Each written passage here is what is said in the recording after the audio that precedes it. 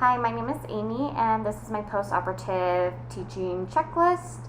To start off with, we would definitely want to make sure that we wash our hands and verify our patient, give them privacy, and introduce ourselves, and kind of teach them what we're doing and why we're doing it.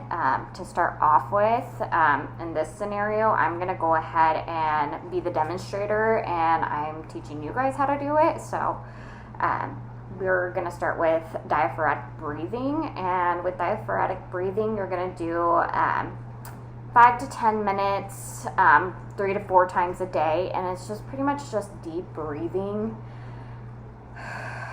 clean, clear breaths. And the goal of this is to strengthen your diaphragm and then expand your lungs, improving your perfusion, gas exchange, clearing anything in the lungs. Pretty much just get good circulation and respiratory breaths. As for the incentive spirometer is the next thing we would teach, and this is commonly used after surgery to get out any anesthesia out of the lungs, because it can make your lungs lazy, I guess is the way you could put it. So you want to make sure that they're opening those lungs up and clearing it to avoid any pneumonias developing or atelectasis, which is where the alveoli get stuck. So you just want to make sure you're keeping those lungs open. It could also be used for like pulmonary diseases like COPD or infections like pneumonia. And so how we would use it is, well, let me go over the parts. So this is the mLs that you use, so the volume. So in adults, 6 liters is usually the norm for your lung expansion, usually like 3 on each lung. And then in this case, so that you would get prescribed, or incentive spirometers sometimes come with these nice suggestive targets, which go off of weight and height. So you can kind of see that. And as for me, I'm 62 inches and I'm 30, so it'd be 2,400. So I would set it up here closer to the top. 25 is the top.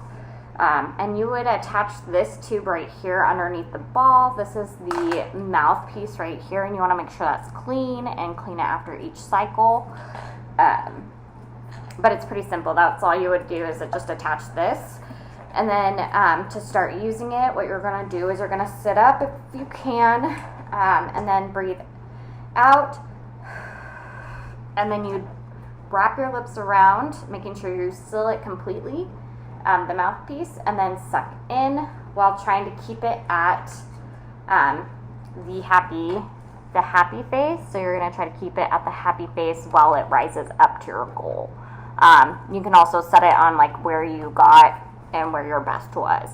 And once you get to the top, you're supposed to hold it a few seconds if you can. I'm terrible at doing it, but I'll go ahead and show you a demonstration. So you're going to breathe out.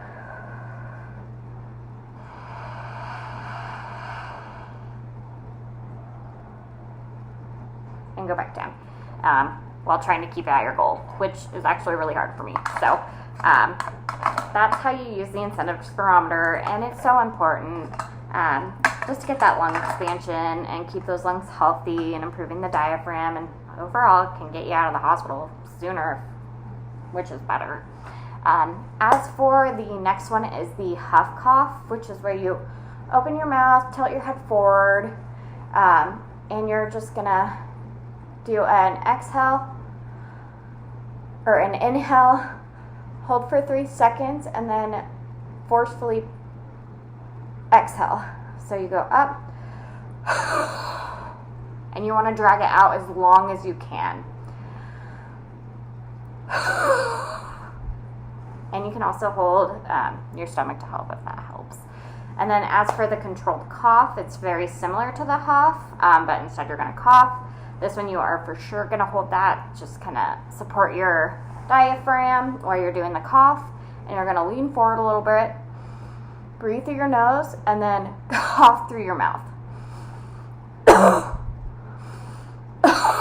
And you want to really try to clear your lungs.